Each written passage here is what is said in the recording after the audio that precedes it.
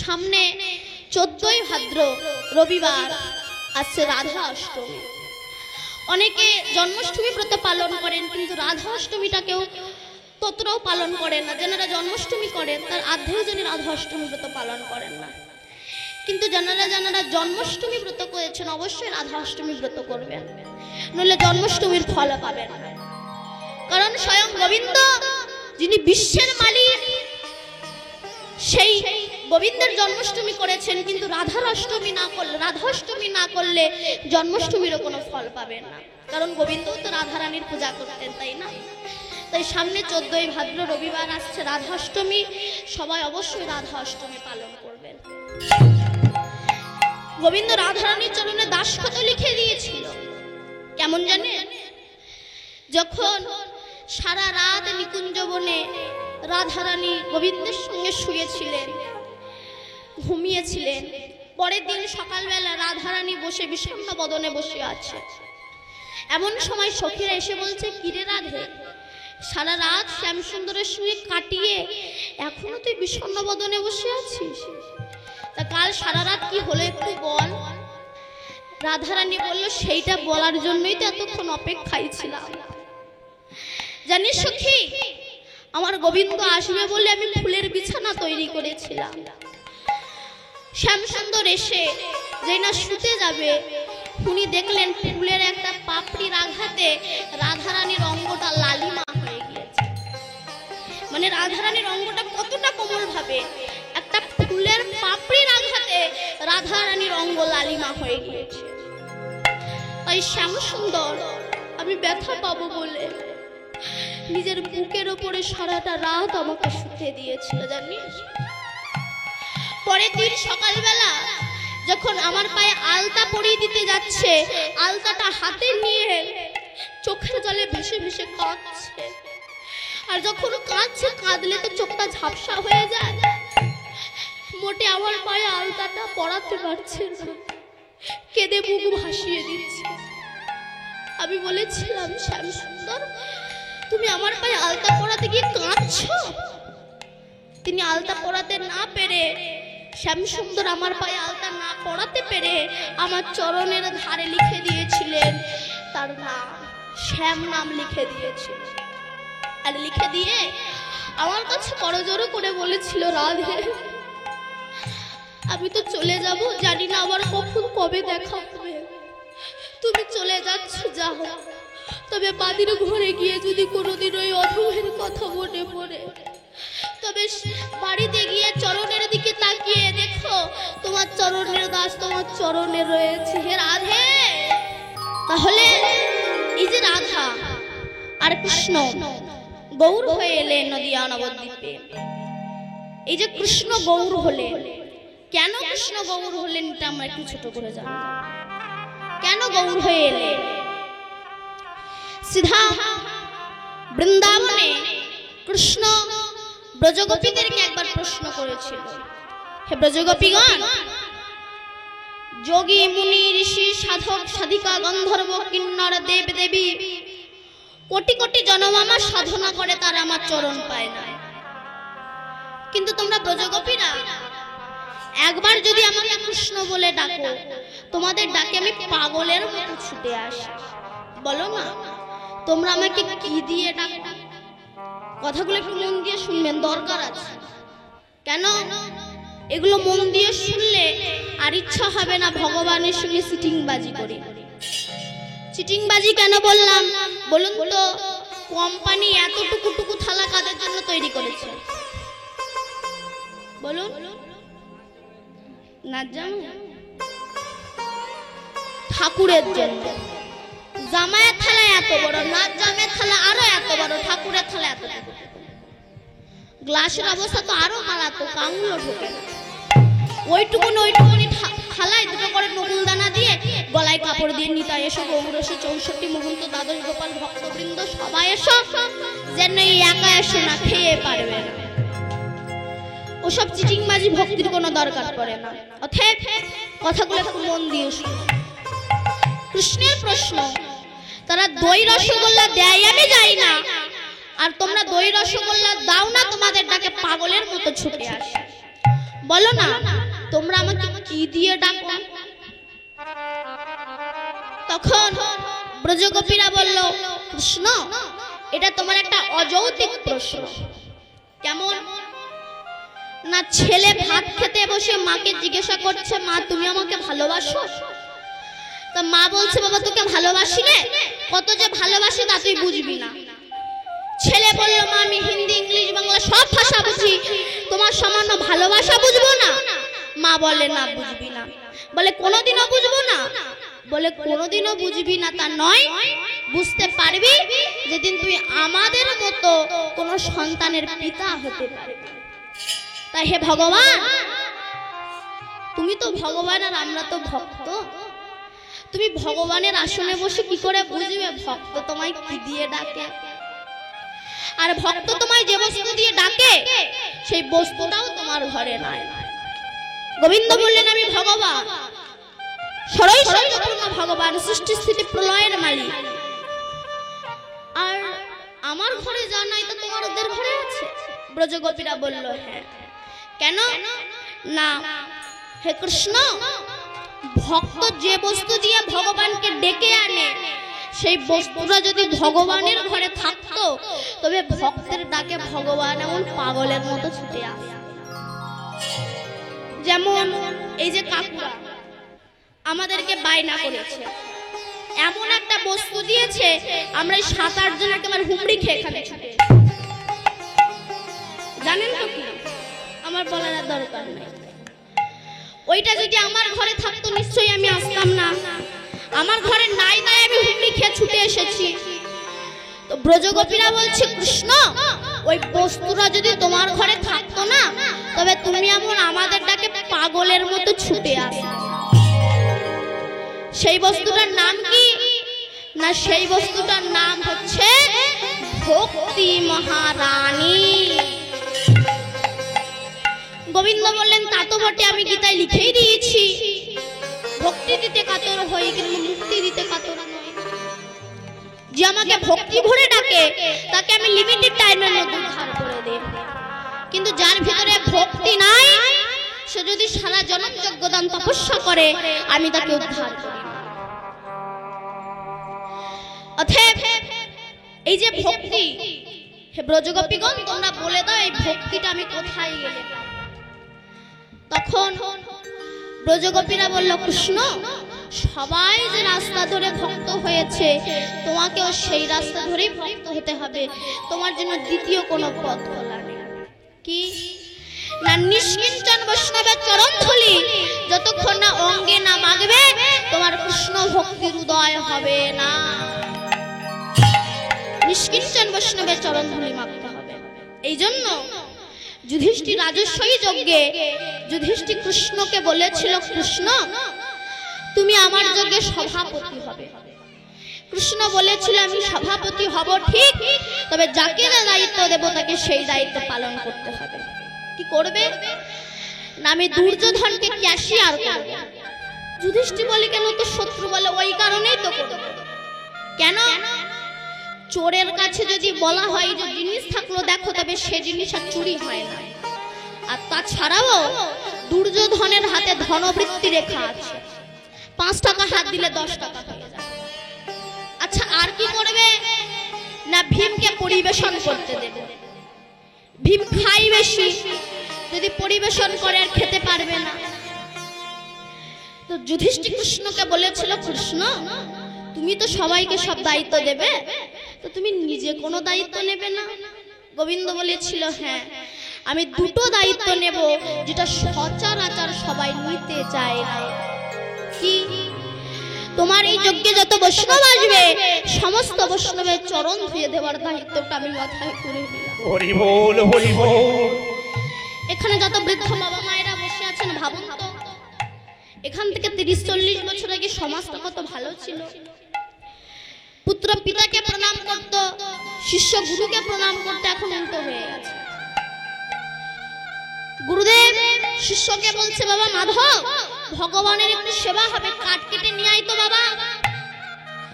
তা চিটিংবাজ শিষ্য তো বলছে, গুরুদেব আপনি ভজন করতে বলেছিলেন, আপনার বাক্য লঙ্ঘন করবো, আমি ভজন করছি না। গুরুদেব কাঠ কেটে এনেছে। বাবা মাধব একটু ভিক্ষায় যা। গুরুদেব আপনি ভজন করতে বলেছেন, আপনার বাক্য লঙ্ঘন করবো? গুরুদেব ভজন করে এনেছে। বাবা মাধব একটু রান্না কর। গুরুদেব ভজন। গুরুদেব নিজেই রান্না করে ভগবানের ভোগ লাগিয়ে প্রসাদ বেড়ে বলছে, বাবা মাধব এবার দুটো খেয়ে যা। ও তখন বলছে, বারবার গুরু বাক্য লঙ্ঘন করা ঠিক নয়, এবার যাই গিয়ে খেয়ে আসে। এটাই হয়েছে বর্তমান যুগের পরিস্থিতি। আর কি দায়িত্ব নিলে না, যত বৈষ্ণব খেয়ে উঠে চলে যাবে, সেই বৈষ্ণবের ওই এঁঠো থালা আমি নিজে মাথায় করে নিয়ে গিয়ে নর্দমায় গিয়ে ফেলে দেব। আর যখন মাথায় করে নিয়ে যাব, যদি কোনো ভক্তের কিঞ্চিত এঁঠো রস আমার মাথার উপরে পড়ে, আমার ভক্তির উদয় হবে। তাই আমি এই দুখানা দায়িত্ব মাথায় করে নিলাম। তাই ব্রজগোপীরা বলেছে, নিষ্কিঞ্চন বৈষ্ণবের চরণ ধুলি ছাড়া তো কৃপা হবে না। নিষ্কিঞ্চন বৈষ্ণবের চরণ ধুলি গায়ে মাখতে হবে। তখন রাধারানী মনে মনে গোবিন্দ মনে মনে ভাবছে, কেউ তো আমাকে চরণ ধুলা দিতে চাইবে না। আর যার চরণ ধুলা আমি মাগবো তাকে তো বড়কে যেতে হবে। তাই ভগবান কি করলো, নিজের বাম অঙ্গ থেকে লাদিনীর শক্তি শ্রীমতী রাধারানীকে সৃষ্টি করলো। আর যখন রাধারানীকে সৃষ্টি করলো, রাধারানীর সেই চরণের ধুলা যেই না গোবিন্দ গায়ে মাখলেন, সঙ্গে সঙ্গে কালো বরণ সোনার বরণ হয়ে। গোবিন্দ ভাবছি, একজন ভক্তের চরণ ধুলিতে যদি আমার এত পরিবর্তন আসে, তাহলে হাজার হাজার ভক্তের চরণ ধুলিতে না জানি আমার কত পরিবর্তন আসবে। তা হাজার হাজার ভক্ত তো আর এই বৃন্দাবনে পাওয়া যাবে না। হাজার হাজার ভক্ত পেতে গেলে যেতে হবে কোথায়? নদিয়া নবদ্বীপে। তাই সেই গোবিন্দের গো আর রাধারানীর রানী গোরা হয়ে নদিয়াতে এলেন। তাই বললেন, দেখো আমার গৌর এলো রে, এই সোনার নদিয়ায় ওলো ধ্বনি। কোথায় ধ্বনি?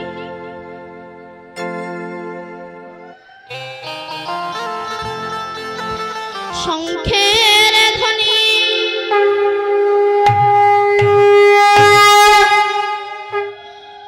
ওই শব্দ শোনা যায় আমার গৌর এলো রে, আমার গৌর এলো রে, সোনার নদিয়ায় ওলো ধ্বনি, হরি ধ্বনি শব্দ শোনা যায়, হরি গৌর এলো রে, আমার গৌর এলো রে, সোনার নদিয়ায় ওলো ধ্বনি, হরির ধ্বনি শব্দ শোনা যায়, গৌর এলো রে, আমার গৌর এলো রে, সোনার নদিয়ায় ওলো ধ্বনি, হরি ধ্বনি শব্দ শোনা যায়, হরি গৌর এলো রে, গৌর এলো রে, আমাদের নিতাই এলো রে, গৌর এলো রে, আমাদের নিতাই এলো রে, গৌর এলো রে, আমাদের নিতাই এলো রে, গৌর এলো রে, আমাদের নিতাই এলো রে, গৌর এলো রে, সোনার নদিয়ায়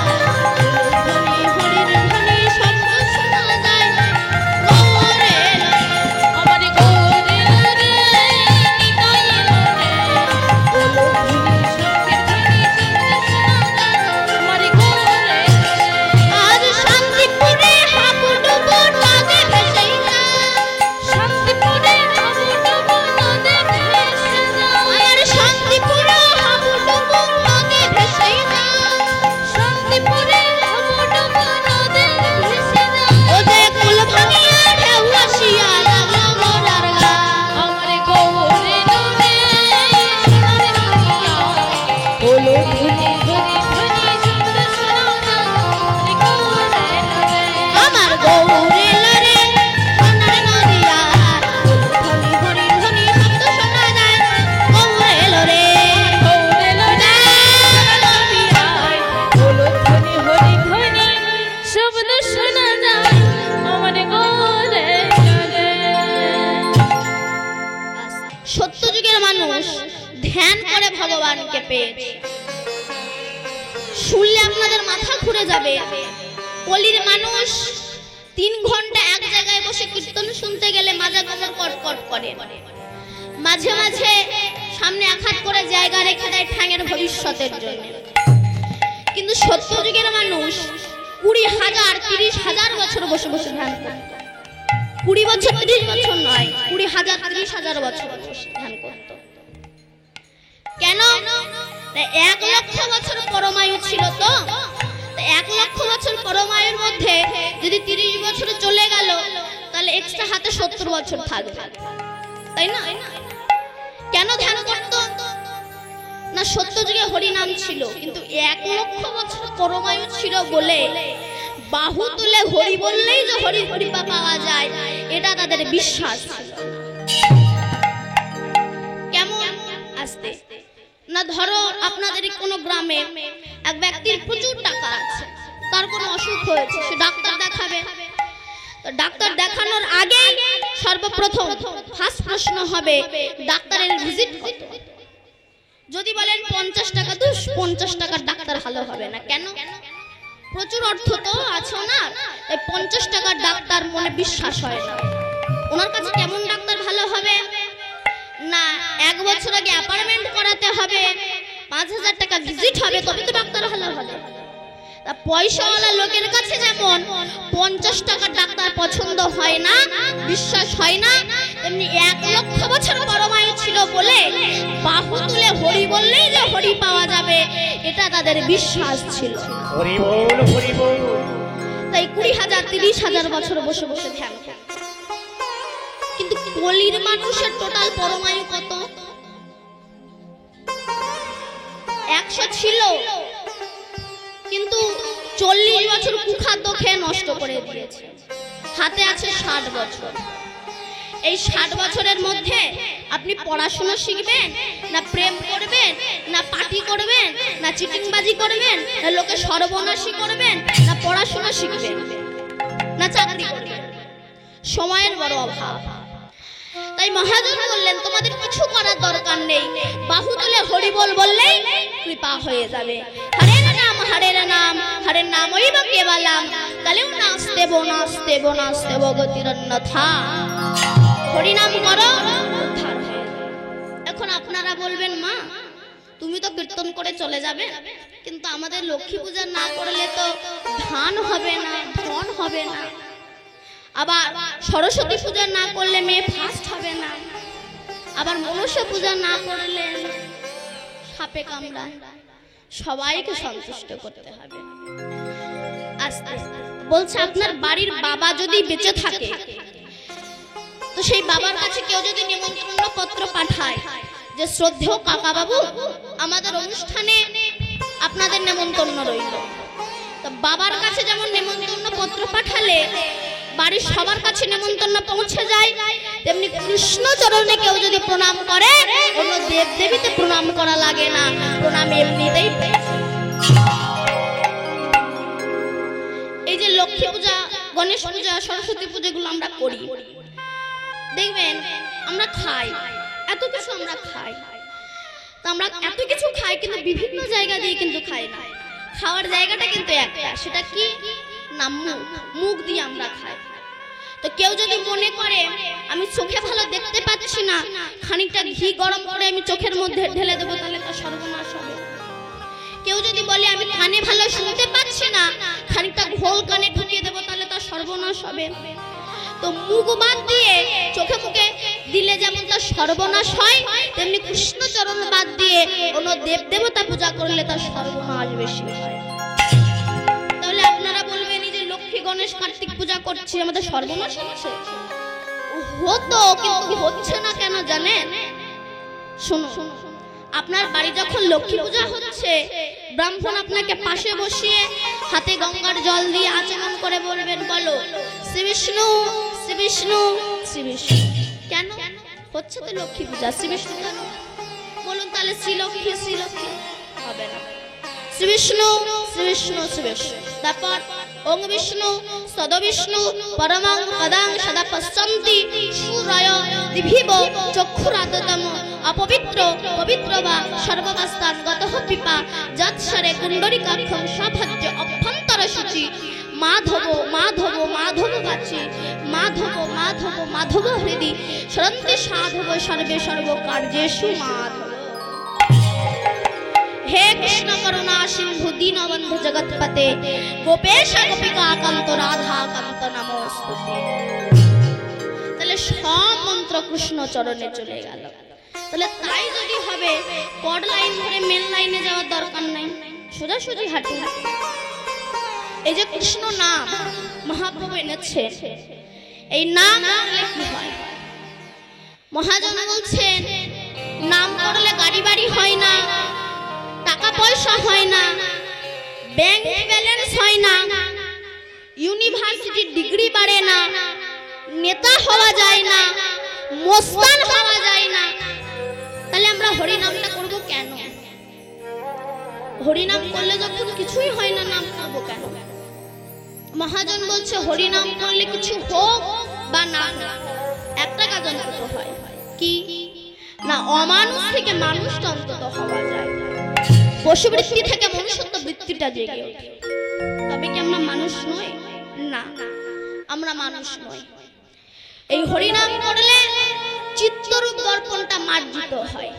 চেত দর্পণ মার্জনম ভাবো মহাদাবাগ্নি নির্বাপনা সেও গৈরব চন্দ্রিকা বিতরান বিদ্যা বধু জীবনাং আনন্দ বুদ্ধিবর্ধনাম প্রতিপদং পূর্ণামৃতা সদন সর্ব আত্মা স্পয়নং বিজয়তে শ্রীকৃষ্ণ চৈতন্য হরিনাম সংকীর্তন। হরি বল।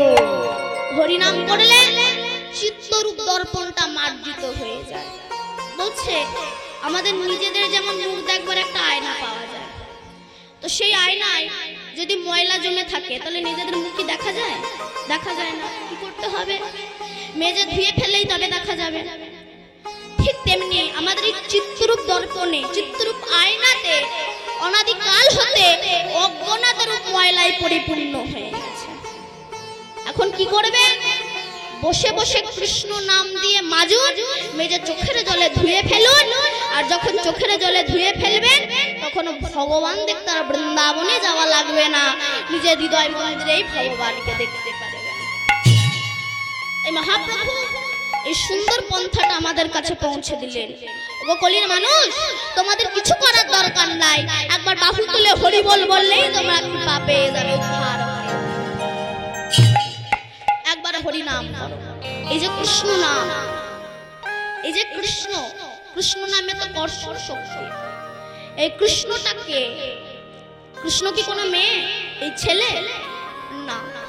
তবে কৃষ্ণটাকে যারা কৃষ্ণ লিখেছেন জানেন, প্রথম একটা টান, দ্বিতীয় একটা টান, তৃতীয় একটা টান।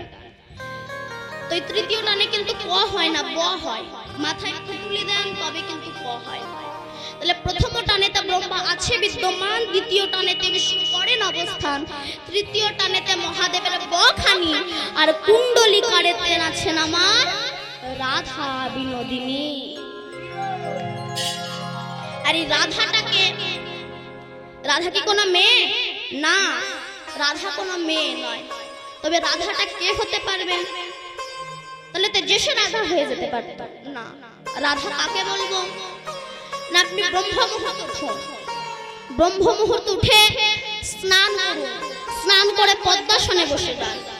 পদ্মাসনে বসে গিয়ে কুলকুলন্ডিনী শক্তিকে জাগ্রত করে মণিপুর মূলাধার আগ্রা চক্র সতীশ্বানকে ভেদ করে 21,600 শ্বাসকে কন্ট্রোল করে 7 ফোঁটা রক্ত ভিয়ান করে যে 1 ফোঁটা শক্তি বিন্দু তৈরি হয়, যেটাকে ব্রহ্মবস্তু বলা হয়, সেটাকে নিম্নগামী বাদ দিয়ে শাস্ত্র দ্বারা যে ঊর্ধ্বগামী করে শত সহস্র পদে ধারণ করে রাখতে পারে, মহাজন তাকেই রাধা নামে আখ্যা দিয়েছে। রাধে রাধে।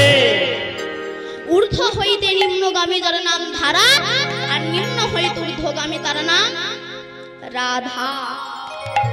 সরৈশ্বর্যে 6টা মে আছে অবস্থান, ঊর্ধ্ববিন্দু দিয়া তাহে কইল শক্তি দান, পুরুষ প্রকৃতি তাহে কইল আধা আধা, আর বিচারিয়া গর্গমুনি নাম রাখিলেন শ্রীমতী রাধা। তাহলে এই রাধা আর এই কৃষ্ণ দুই তনু মিলিত হয়ে এক হয়ে শ্রী নবদ্বীপে এসে হরিনাম বিতরণ করছে। ও কলির মানুষ, আর ঘুমিয়ে ঘুমিয়ে থেকো না, এবার অন্তত একটু হরি নাম করো, এবার একটু কৃষ্ণ নাম করো, এবার একটু গৌর ভজন করো। তোমরা গৌর ভজ, তোমরা গৌর ভজ, গৌর ভজ গৌরী গুণ, নাম ভজ নাম ভজ নিত্যানন্দে নাম। তোমরা গৌর ভজ, তোমরা গৌর ভজ, গৌর ভজ গৌরী গুণ, নাম ভজ নাম ভজ নিত্যানন্দে নাম। গৌর ভজ, তোমরা গৌর ভজ, গৌর ভজ গৌরী গুণ, নাম ভজ নাম ভজ নিত্যানন্দে নাম। তোমরা গৌর ভজ, তোমরা গৌর ভজ, গৌর ভজ গৌরী গুণ, নাম ভজ নাম ভজ নিত্যানন্দে নাম। নিত্যানন্দ নিত্যানন্দ সবার মনে দেয় আনন্দ। নিত্যানন্দ নিত্যানন্দ সবার মনে দেয় আনন্দ। গৌর ভজ, তোমরা গৌর ভজ, গৌর ভজ গৌরী গুণধাম, নাম ভজ নাম ভজ নিত্যানন্দে নাম। তোমরা গৌর ভজ, তোমরা গৌর ভজ, গৌর ভজ গৌরী গুণ ধাম, নাম ভজ নাম ভজ নিত্যানন্দে নাম। এই কলিযুগে, কলিযুগে এসেছিল নিমায়ানি, হরি নামে প্রেম বিলাল জগায় মাধান। এই কলিযুগে, এই কলিযুগে এসেছিল নিমায়ানি তাই, হরি নামে প্রেম বিলাল জগায় মাধান। নিত্যানন্দ নিত্যানন্দ সবার মনে দেয় আনন্দ। নিত্যানন্দ নিত্যানন্দ সবার মনে দেয় আনন্দ। গৌর ভজ, তোমরা গৌর ভজ, গৌর ভজ গৌরধাম, নাম ভজ নাম ভজ নিত্যানন্দে নাম। তোমরা গৌর ভজ, তোমরা গৌর ভজ, গৌর ভজ গৌরী গুণ ধাম, নাম ভজ নাম ভজ নিত্যানন্দে নাম। তোমরা গৌর ভজ, তোমরা গৌর ভজ, গৌর ভজ গৌরী গুণধাম, নাম ভজ নাম ভজ নিত্যানন্দে নাম। তোমরা গৌর ভজ, গৌর ভজ গৌরী গুণ ধাম, নাম ভজ নাম ভজ নিত্যানন্দ নাম। তাহলে এই যে রাধারানীর চরণ ধুলা মেখে কৃষ্ণ গৌর হইলে, এই যে রাধারানী এনার যে এমন মহিমা একটুখানি বলি শোনো। একদিন নারদ ঋষি মহারাজ কংসের কাছে গিয়েছেন। যখন গিয়েছে, কংস মহারাজ নারদ ঋষিকে জিজ্ঞাসা করছে, হে নারদ ঋষি, আমি কৃষ্ণকে মারার জন্য এত অসুর পাঠালাম, কিন্তু কৃষ্ণের কোনো ক্ষতি করতে পারলাম না, বরং যাদেরকে পাঠালাম তারাই মরে আবার আমার কাছে ফিরে আসে। কেন বলতে পারে? কেন কৃষ্ণকে মারতে পারছি না? নারদ বলল, মনে মনে ভাবছে আজকে কংসকে একটু খেলা দেখাবো। জানি তাই ইকো ইকোটাকে কমা, ইকো ইকো ইকো হয়ে আছে। জানি তাই রাধে, হরে কৃষ্ণ, জয় রাধে। নারদ মনে মনে ভাবছে আজ কংসকে একটু খেলা দেখানো যাক, একটু বাচ্চাকে শান্ত করা। তা নারদ ঋষি কংসকে বলছে, কংস মহারাজ আপনি জানেন না, শুনুন কেন কৃষ্ণকে মারতে পারছেন না জানেন? কৃষ্ণের আত্মা হলো রাধা রানী। তা ওই কৃষ্ণের আত্মা তো রাধারানী, ওই রাধারানীকে যদি হত্যা করা যায়, রাধারানীকে যদি শেষ করা যায়, তবে কৃষ্ণ শেষ হয়ে যাবে। কংস তখন মনে মনে ভাবছে তাহলে আমি বৃন্দাবনে যাব, বৃন্দাবনে গিয়ে রাধারানীকে আগে শেষ করব, হত্যা করব, তাহলে আমি কৃষ্ণকে অনায়াসেই বধ করতে পারব। এই বলে কংস যেই না উড়ে উড়ে বর্ষণার মাটিতে পা দিয়েছে, রাধারানী ললিতাকে বলছে, ললিতা আজ একটা নতুন খেলা করব। কি? ওই দেখ মহারাজ কংস আসছে, ওকে গিয়ে বল আমাদের রাধারানীর সঙ্গে দেখা করতে গেলে একটু শুদ্ধ ভাবে আসতে হবে, মানে ওই সামনে সরোবরে যেন একটু স্নান করে না। ললিতা কংস মহারাজকে গিয়ে বলছেন, দাঁড়ান মহারাজ কংস, যদি আমাদের রাধারানীর সঙ্গে দেখা করতে চান তবে আগে ওই সরোবর থেকে শুদ্ধ হয়ে আসেন, স্নান করে আসেন। যেই কংস স্নান করতে গিয়েছে রাধারানী তার একবার কৃপা আর ওই করুণা দৃষ্টিটা ওই সরোবরের দিকে দিয়েছে। আর যেই না কংসটা ডুব মেরেছে, ডুব মেরে যেই উঠেছে তার ধে আর পুরুষ ভাব নাই, সখী ভাব এসে গিয়েছে। হরি বল হরি বল। সখী হয়ে গেছে। সে যে রাধারানীকে মারবে বলে এসেছিল না, সেই স্বভাবটা সে ভুলে গেছে। স্নান করে উঠে এসে রাধারানীর কাছে করজোরে গিয়ে বলছে, বলুন আমার কি সেবা বাকি আছে, আমি কি সেবা করতে পারি? মহারাজ কংস সে গিয়ে রাধারানীর কাছে গিয়ে বলছে, বলুন আমি কি সেবা করতে পারি আপনার? রাধারানী ললিতাকে বললেন, ললিতা ওকে একটা কাজ দিয়ে দে। ললিতা তখন মহারাজ কংসকে বলছে, শোনো মহারাজ কংস, সব কাজ করার সখী আছে, কিন্তু ওই গোয়ালের গোবর পরিষ্কার করার সখীটা নাই। যাও ওই কাজটা তুমি করো। রাধে রাধে। একবার মাত্র রাধারানীর কৃপার দৃষ্টিতে কংস মহারাজের অসুরত্ব ভাব ভুলে গিয়ে গোয়াল ঘরের গোবর পরিষ্কার করতে শুরু করলেন। তার মানে রাধারানীর কতটা কৃপা একবার ভাবুন।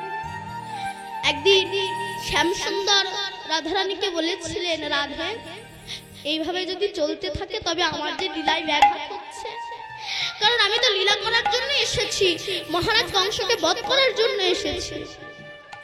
যদি এইভাবে রাখো তবে তো আমার লীলায় ব্যাঘাত হবে। তো রাধারানী ললিতাকে বলেছিল, ললিতা ওকে বল আবার যেন ওই সামনের সরোবরে স্নান করে নেয়। রাধারানীর দৃষ্টিতে কংস মহারাজের অসুরত্ব ভাব ভুলে গিয়েছিল। তাই এই যে রাধা মহিমা এমন, বলছে কেউ যদি মা কালীকে দর্শন করে তার আর কোনোদিন অমঙ্গল থাকে? থাকে না। কেউ যদি মা সরস্বতীকে দর্শন করে, যে মূর্খ সে পণ্ডিত হয়ে যায়। কেউ যদি মা লক্ষ্মীকে দর্শন করে তবে তারা ধন ঐশ্বর্যের অভাব থাকে? থাকে না। তো মা লক্ষ্মীকে কেউ যদি দর্শন করে তার যদি অভাব চলে যায়, মা সরস্বতীকে দর্শন করে মূর্খ যদি পণ্ডিত হয়ে যায়, মা কালীকে দর্শন করে কারো যদি অমঙ্গল চলে যায়, তবে আমার রাধারানী প্রেমের ঠাকুর তাকে দর্শন করলে কেন মনে অসুর ভাবটা না চলে যাবে? হরি বল হরি বল। অবশ্যই চলে যাবে।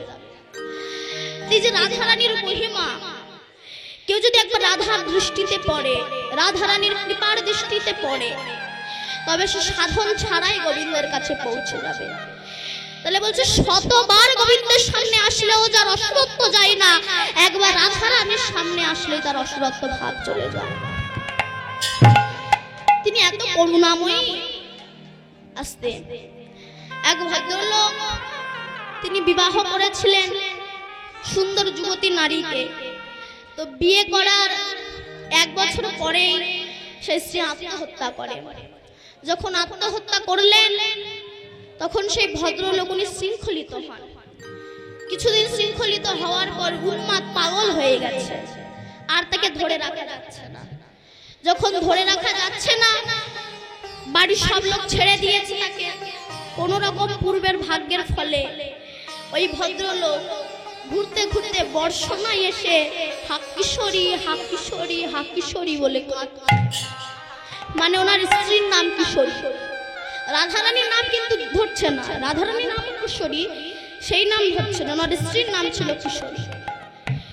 ওই কিশোরী কিশোরী বলে কাঁদছে, হে কিশোরী তুমি কোথায় গেলে? হে কিশোরী তুমি দেখা দাও, হে কিশোরী তুমি দেখা দাও, হে কিশোরী তুমি দেখা দাও। যেই না হাকিশোরী বলে কাঁদছে, সেই সময় রাধারানীর সখীদের সঙ্গে নিয়ে অভিসারিকা হয়েছিলেন। হঠাৎ রাধারানী থেমে গিয়েছে। ললিতা বলল, রাধা থামলি কেন? রাধারানী বলল, ললিতা শুনতে পাচ্ছিস? জানি তাই, কে যেন আমায় কিশোরী কিশোরী বলে ডাকছে। ললিতা বলল, তোরও বোধহয় মাথা খারাপ হয়ে গেছে। কেন? এক ভদ্রলোক আর স্ত্রী মারা গিয়েছে, তাই সে কিশোরী কিশোরী বলে কাঁদছে। রাধারানী তখন বলছে, ও কার নাম ধরে কাঁদছে আমি জানি না, কিন্তু আমার নামও তো কিশোরী। শ্রীজির আর এক নাম কিশোরী, আমার নামও তো কিশোরী। যা ওকে নিয়ে আয় আমার কাছে। ললিতা বলল, রাধে তোর কাছে তো সখী ভাব ছাড়া কেউ আসতে পারে না। রাধারানী বলল, আমার চরণের ধুলাটা নিয়ে যা, নিয়ে গিয়ে ওর মস্তকে মাখিয়ে দি। যখন মস্তকে মাখিয়ে দিবি, সে পুরুষ দেহ ছেড়ে সখী রূপ ধারণ। রাধারানীর এই যে মহিমা, রাধারানীর চরণে গোবিন্দ পর্যন্ত দাসখত লিখে দিয়েছিলেন। রাধারানীকে কৃষ্ণ বলেছিল, হে রাধে, তোমার মহিমা, তোমার কাছে আমি ঋণী হয়ে গেলাম, তাই কথা দিলাম, শুনো রাধা বিনোদিনী, আমি যে তোমার ঋণ তব ঋণ নারিলাম সুধিতে, সুধিতে তোমারও ধারো মনে করি, আর একবার পুনর হইল জন্মিতে। হে রাধে, তোমার ঋণ আমি শোধ করতে পারলাম না, তবে আগত কলিযুগে যখন গৌর হতে যাব, সেই সময় তোমার ঋণ আমি শোধ করব। তাই এই যে রাধারানী যখন নিমাই চলে গিয়েছিল, সচিমাতা ডাক দিয়েছিল, নিমা, প্রতিধ্বনি বলেছিল না। কেন না? এই সচিমায়ের 8টা কন্যা সন্তান মারা গেল, বড় ছেলে বিশ্বরূপ চলে গেল, নিমাই যার চোখের মনি ছিল সেও চলে গিয়েছে। মা গো, জগতে কেউ সুখে নাই, জগতে কেউ সুখে নাই। একটুখানি বলি, রামায়ণে একটা কাক প্রভু রামের কাছে গিয়েছে, হে প্রভু রাম, তুমি আমাকে এমন একটা কুলে জন্ম দিয়েছো, এমন একটা শ্রেণীতে জন্ম দিয়েছো, আমি কাক, দেখতে ভালো না, কালো। আমি যদি কারোর ঘরের চালে বসে ডাকি, সবাই বলে অমঙ্গলের ছায়া, আমারে কেউ পোষে না। আবার আমি যদি একটুখানি বসে বসে ডাকি, মানে গান সাধনা করি, মনের আনন্দে হিন্দি গান গাই, আমারে সবাই ঢিল ছুঁড়ে মারে। আপনি একটু বিচার করুন। রামচন্দ্র বলল, বলো কাক, তুমি কি বিচার চাও? তখন কাক বলল, আপনি আমাকে বেশ একটা ভালো ঝিকঝাক শ্রেণীতে, দেখতে সুন্দর হবে এমন একটা শ্রেণীতে আমাকে জন্ম দিয়ে দিন। তো রাম বলল, কাক তুমি কি হতে চাও? বলে, আমাকে সাদা হাঁস করে দেন। কি সুন্দর সাদা হাঁস, আমাকে হাঁস করে দেন, কারণ কালোদের কেউ ভালোবাসে না। আপনার মেয়ে বলবে, কালো ছেলে আমি বিয়ে করবো না। কেন? ও কালো, আরো যদি টাক পড়া হয় অসুবিধা আছে। তো বলে, আপনি এক কাজ করুন, আমাকে একটা সাদা হাঁস বানিয়ে দিন। তা এই যাও, তা বললো ঠিক আছে, হাঁস বানিয়ে দেব, আসতে হাঁস বানিয়ে দেব। তা হাঁস যে সর্বসুখী আছে, তা বুঝবো কি করে? যাও একটু হাঁসকে ডেকে নিয়ে আসো, দেখি হাঁস কতটা সুখে আছে। রামচন্দ্র হাঁসের কাছে গিয়েছে, হাঁস ভাই একটু যাবে? প্রভু রামচন্দ্র ডেকেছে, কাক গিয়ে ডেকে নিয়ে এসেছে, একটু যাবে? হাঁস বলল, চলো। হাঁসকে নিয়ে এসে প্রভু রামের সামনে দাঁড়িয়েছে। জগতে কেউ সুখে নেই মা। আর একটুখানি বলি, এই যে বৈষ্ণব অপরাধ, আমরা আজ রাস্তা দিয়ে কোনো বৈষ্ণব গেলে আমরা তিলকমালা নিয়ে ঠাট্টা করি। আর বৈষ্ণব কাকে বলবে না? যাহারে দেখিলে মুখে আসে কৃষ্ণ নাম, জানিবে সেই তো বৈষ্ণব প্রধান। আপনি সুর জামা পরে, ইন করে জামা কাপড় পরে রাস্তা দিয়ে যাবেন এমন করতে, আপনাকে কে দেখে বৈষ্ণব বলবে না?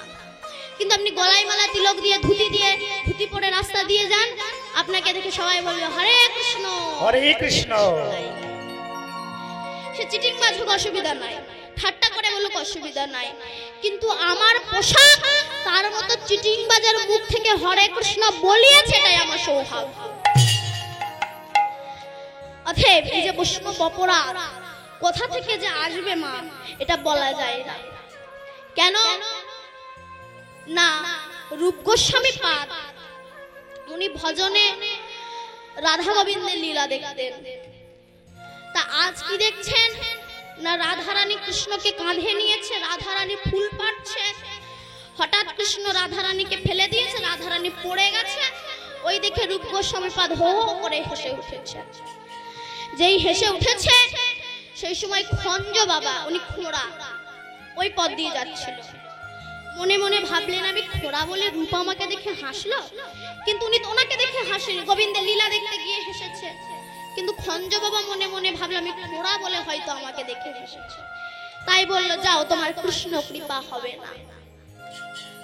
আর কোনোদিনও রাধা গোবিন্দের লীলা দেখতে পারে না। প্রতিটা বৈষ্ণবের চরণ ধরে কাঁদে আর বললেন আমি কেন রাধা গোবিন্দের লীলা দেখতে পাচ্ছি না। প্রতিটা বৈষ্ণব বললেন তোমার বৈষ্ণব অপরাধ হয়েছে, যাও গিয়ে ক্ষমা চাও। বলে কি করে বুঝবো কোন বৈষ্ণবের কাছে আমি অপরাধী? বলে তুমি এক কাজ করো, বৈষ্ণব সেবা দাও। যে বৈষ্ণব আসবে না জানবে তুমি তার কাছে অপরাধী। রূপ গোস্বামী পাদ বৈষ্ণব সেবা দিলেন, সবাই এলো কিন্তু খঞ্জ বাবা এলো না। রূপ গোস্বামী পাদ খঞ্জ বাবার চরণের কাছে গিয়ে বলছে বাবা বলুন আমি কেন রাধা গোবিন্দের লীলা দর্শন করতে পারছি না। খঞ্জ বাবা বলল রূপ আমি খোড়া বলে তুমি আমাকে দেখে হাসলে? রূপ বলল কই না তো, আমি তো আপনাকে দেখে হাসিনি। বলে না সেই যে সেদিনকে হাসলে। রূপ গোস্বামী পাদ বললেন বাবা আমি তো রাধা গোবিন্দের লীলা দেখতে গিয়ে হেসেছি। খঞ্জ বাবা বলল তাহলে আমারই ভুল হয়ে গিয়েছে, আশীর্বাদ করি তোমার আবার কৃষ্ণ কৃপা হোক। আবার রাধা গোবিন্দের লীলা দর্শন করতে শুরু করলেন। এই যে অলক্ষ্যে যে অপরাধগুলো হয়, বৈষ্ণব অপরাধ, আমরা সাধু নিন্দা করি, বৈষ্ণব নিন্দা করি। বৈষ্ণব নিন্দাটা করা সহজ, কিন্তু বৈষ্ণব আপনি হয়ে দেখান তো। আমরা তো বৈষ্ণব নিন্দা করি, কিন্তু আপনি বৈষ্ণবটা হয়ে দেখান। তারপরে বলবেন প্রতিদিন ব্রহ্মমুহূর্ত উঠুন, চারমালা জপ করুন, ভোরের বেলা স্নান করুন, গোবিন্দের নাম করুন, আগে বৈষ্ণবের আচারটা করুন, তারপরে বৈষ্ণব নিন্দা করবেন। এই যে অলক্ষ্য অপরাধ, পরীক্ষিত মহারাজ সেই যে সর্প জড়িয়ে দিয়েছিল না সমীক ঋষির গলায়, তা সমীক ঋষি ক্ষমা করেছিলেন, কিন্তু তার পুত্র সিংহিত ক্ষমা করেনি, অভিশাপ দিয়েছিলেন সপ্তম দিবসের মধ্যে তক্ষক দংশনে মৃত্যু হবে। এ জগতে পরীক্ষিতটাকে আমি আপনি পরীক্ষিত। কিসের রাজা? অহংকারের রাজা। আমাদের কিছু থাকবা না থাক অহংকারটা কম নাই, যার কিছু নাই তার অহংকারটা আছে। কিসের মুকুট মাথায় পড়েছি? অহংকারের মুকুট। আরে অহংকারের মুকুট মাথায় পড়ে আমাদের মস্তিষ্কর কাজ করছে। ঠিক সেই সময় আমাদের ঘরেরই ছেলেরা রাস্তা দিয়ে যদি কোনো বৈষ্ণব যায়, তার গলায় এই তীরটা হচ্ছে দেহ আর মুখটা হচ্ছে অগ্রভাগ। আর বাজে কথা মরা সর্প মানে বাজে কথা ভক্তের গলায় বৈষ্ণবের গলায় জড়িয়ে দিই, তাঁরা ক্ষমা করবেন কিন্তু ভগবান তো ক্ষমা করবেন না। অভিশাপ দিলে আমাদের 7 দিনের মধ্যে তক্ষক দংশনে আমাদের মৃত্যু হয়ে যায়। 7 দিনের মধ্যেই কিন্তু আমাদের মৃত্যু হবে। রবি সোম মঙ্গল বুধ বৃহস্পতি শুক্র শনি 7 দিনের মধ্যে। কোন তক্ষক সাপের কামড়ে? না, কৃষ্ণদাস কবিরাজ গোস্বামী পাদ বলছেন দেহের মধ্যে কাম হচ্ছে ফণি, নিরন্তর দংশন করছে, জ্বলে যাচ্ছে পরাণ, আর এই কাম সাপের কামড় খেয়ে আমরা মৃত্যুতে লীন হয়ে যাই। অপরাধ কারুর ক্ষমা করে না। এই হরিনামকে নিয়ে আমরা অনেক সময় ঠাট্টা করি, কিন্তু মাগো হরিনামকে নিয়ে ঠাট্টা করেছিল রাবণ, কুম্ভকর্ণ, কংস, তারা সব ধ্বংস হয়ে গেছে।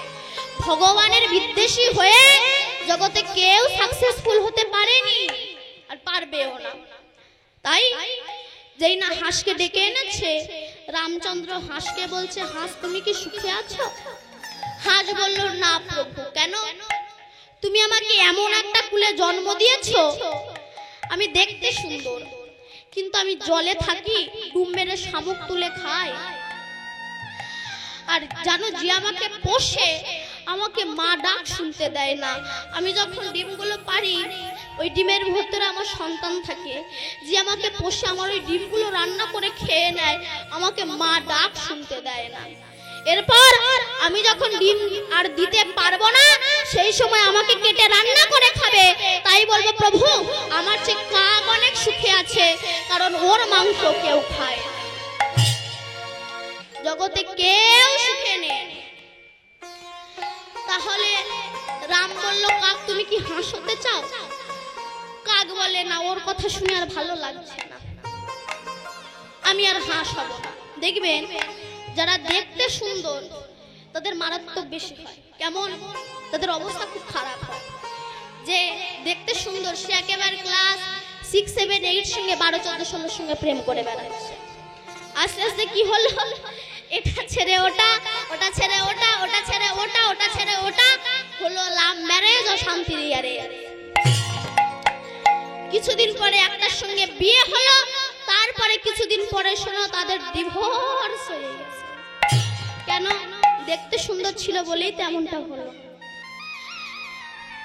কাক বলল আমি হাঁস হতে চাই না, আমাকে এক কাজ করে দিন, টিয়া পাখি করে দিন। কি সুন্দর টি করে ডাকবে। রামচন্দ্র বলল যাও টিয়াকে ডেকে আনো, দেখি টিয়া কত সুখী আছে। রামচন্দ্র টিয়াকে ডেকে এনেছে। টিয়া ভাই, এই কাক টিয়াকে ডেকে এনেছে, টিয়া একটু যাবে? কেন? প্রভু রামচন্দ্র ডেকেছে। টিয়াকে নিয়ে এসেছে। রামচন্দ্র টিয়াকে জিজ্ঞাসা করছে, টিয়া তুমি সুখে আছো? টিয়া বলল প্রভু আমিও সুখে নেই। কেন? আমি গাছে গাছে ঘুরে বেড়াই, পোকামাকড় ধরে খাই, যখন আমি একটু ঘুমাই সেই সময় সাপে আমাকে ধরে খায়। সাপে না ধরলে ব্যাথে আমাকে ধরে নিয়ে গিয়ে একটা মানুষের কাছে পয়সার বিনিময়ে আমাকে বিক্রি করে দেয়, আমাকে খাঁচার ভিতরে বন্দি করে রাখে, দিনান্তে দুটো ভাত ছড়িয়ে দেয়, সারাটা জীবন আমার স্বাধীনতাকে হরণ করে নিয়ে আমাকে তোমার কাছে আসতে দেয় না, একটু হরি নাম করতে দেয় না, একটু হরি বল বলতে দেয়। হরি বল, হরি বল। জগতে কেউ সুখে নেই। আপনি ভাবছেন বড় লোকের ঘরে সুখ আছে, কান পেতে দেখুন, তার ঘরের মতো অশান্তি মনে হয় আর দুনিয়ায়। কেন? টাকা বেশি হলে দেহটা পর্যন্ত শত্রু হয়ে যায়। প্রতিবেশী তো শত্রু হয়, দেহটা পর্যন্ত শত্রু হয়ে যায়। কেন? আগে যখন টাকা কম ছিল, যে একটা লিপস্টিকে কাজ চলতো, টাকা যাই বেশি হলো, ঠোঁট বলে আর ওই আগের জিনিস পরবো না, আমাকে 500 টাকা লিপস্টিক দাও। আগে মেয়ে পান্তা ভাত খেত, কিন্তু টাকা যাই বেশি হলো বলে আর তা খাবো না, এবার গলদা চিংড়ির ঝোল করে গরম ভাতের সঙ্গে খাবো। টাকা বেশি হলে দেহটা পর্যন্ত শত্রু হয়ে যায়, কান শত্রু হয়ে যায়, নাক শত্রু হয়, সব কিছু শত্রু হয়ে যায়। তো রামচন্দ্র বলল কাক তুমি কি টিয়া হতে চাও? বলে না প্রভু, টিয়াও হতে চাই। তাহলে কি হতে চাও? বলে এক কাজ করে দিন, আমাদেরকে ময়ূর করে দেন। রামচন্দ্র বলল যাও গিয়ে ময়ূরকে ডেকে আনো, দেখি ময়ূর কতটা সুখী আছে। কাক ময়ূরকে ডেকে এনেছে। রাম বলছে ময়ূর তুমি কি সুখী আছো? ময়ূর বলল না প্রভু আমিও সুখে নেই। কেন? তুমি আমাকে দেখতে সুন্দর করেছো, আমার পাখনাগুলো দেখতে সুন্দর, কিন্তু জানো প্রভু আমাকে মানুষ ধরে কাছে কাছে পাখনাগুলো টান দিয়ে তোলে, রক্ত ঝরঝর করে পড়ে। তাই বলবো প্রভু আগামী জন্মে কাক ফুলে জন্ম দিও, তবে ময়ূর করে যেন আমাকে আর জন্ম দিও। হরি বল। তখন রামচন্দ্র বলল তাহলে কি চাও? তখন চারজনাই বলল প্রভু কিছু চাই না, আশীর্বাদ করো আগামী জন্মে যেন কৃষ্ণ ভক্ত হয়ে জন্মগ্রহণ করে দিবানিশি হা কৃষ্ণ বলে কাঁদতে পারি, এছাড়া আর কিছু চাই না। জগতে যার পয়সা আছে সে তো সুখী নয়, সুখী তো সে যে কৃষ্ণ বলে কাঁদতে পারে, গৌর বলে কাঁদতে পারে, হানিতাই বলে কাঁদতে পারে, হানিতাইয়ের চরণে দুফুটা চোখের জল ফেলে হানিতাই তোমার হলাম বলে চোখের জলে ভেসে যে কাঁদতে পারে, সেই তো প্রকৃত জগতে সুখী হয়। হরি বল, হরি বল। তাই রাধা রানী এই গোবিন্দ চলে গিয়েছে নদিয়া ধাম ত্যাগ করে, চলে গিয়েছে। এই নদিয়াতে আমি আর থাকবো না। এত বলি গোরা চাঁদ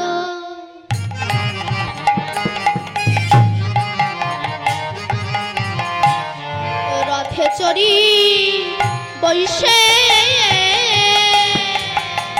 ওরিয়ে তো বলি গোরা চাঁদ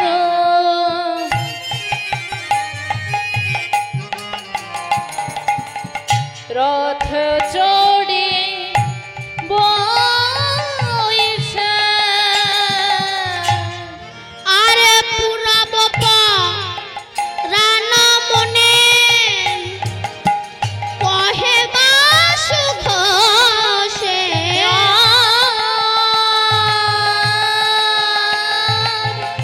আর পুরব রান মনে কহে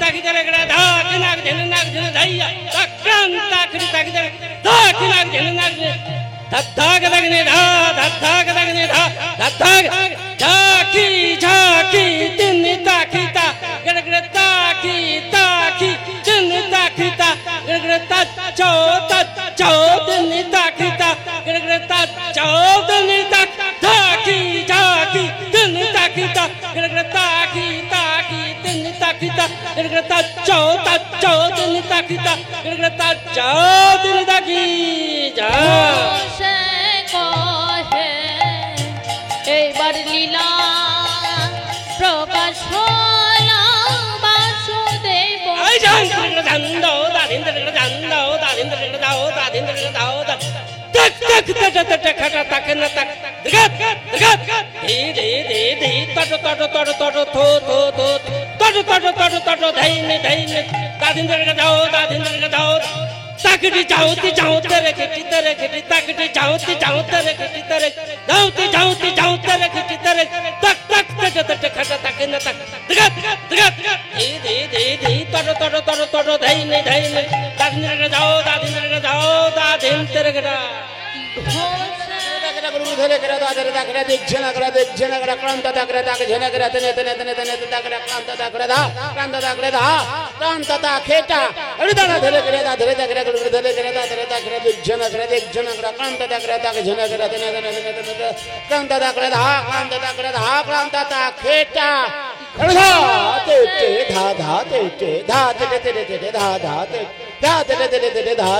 ते कत लगी तेरे करे दागने दा कत लगी तेरे करे दागने दा कत लगी तेरे करे दागने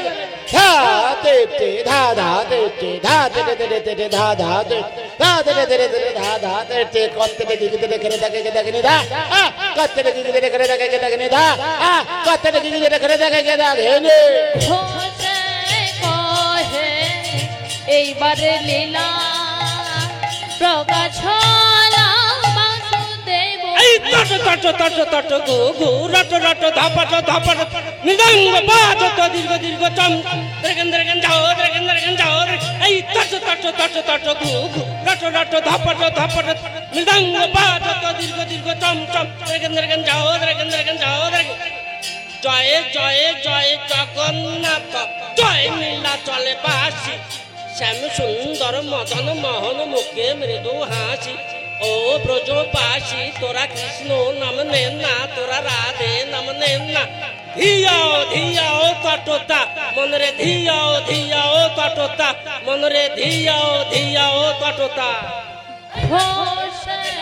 धैना ता केटा दा गुरु धैना ता केटा ना ता केटा दा गुरु धैना ता केटा दा गुरु धैना ता केटा ना ता गुरु धैना ता धर गंचा धर केटा ता ঘোষে কহে এইবার লীলা প্রকাশ হলো বাসুদেব ঘোষে কহে এইবার লীলা প্রকাশ হলো বাসুদেব ঘোষে জয়নিতাই। এইবার লীলা প্রকাশ হলো বাসুদেব ঘোষে কহে এইবার লীলা প্রকাশ হলো বাসুদেব ঘোষে কহে এইবার লীলা প্রকাশ হলো বাসুদেব ঘোষে কহে এইবার লীলা প্রকাশ হলো বাসুদেব ঘোষে কহে এইবার লীলা প্রকাশ হলো বাসুদেব ঘোষে কহে এইবার লীলা প্রকাশ হলো বাসুদেব ঘোষে কহে এইবার লীলা প্রকাশ হলো বাসুদেব ঘোষে কহে এইবার লীলা প্রকাশ হলো আরে বাসুদেব ঘোষ